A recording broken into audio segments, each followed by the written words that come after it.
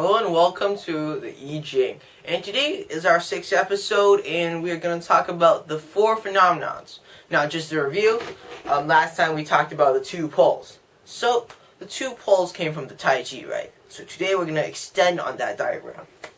You have the Tai Chi, and then which then becomes the 2 poles, as you can see here. Today, we're going to extend this diagram further. The 2 poles then become the 4 phenomenons.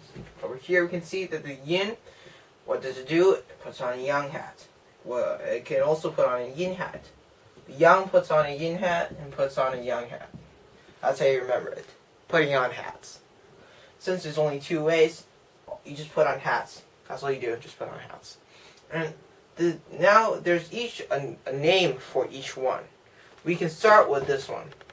We call this Shao Yang, or minor yang. Why? It's because you look at the bottom. The bottom we have yin.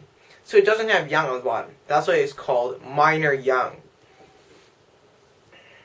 And then over here we have the 2 yins. We call it extreme yin because it has 2 yins. It's easy to remember. Over here we have the minor yin.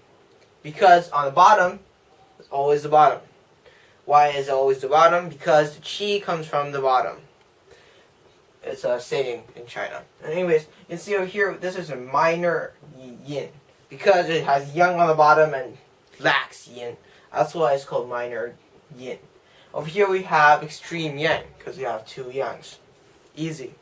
Okay, now we move on to our next diagram. Let me just pull that in. Okay, so now this diagram simply gives us a picture of how where each of the minor and the extremes are in the Tai Chi. So one thing you have to understand about Tai Chi is the yin and the yang, and the sort of like the realms area. So the yang realm is sort of like the physical realm that we are living in. You can think of the yin realm as sort of a spiritual realm, like a spirit realm. So that's how you should sort of understand it. And then now we have extreme yang over here, and extreme yin over here, and minor yang over here, and minor yin over here. And each of these extremes and minors are represented as a single season.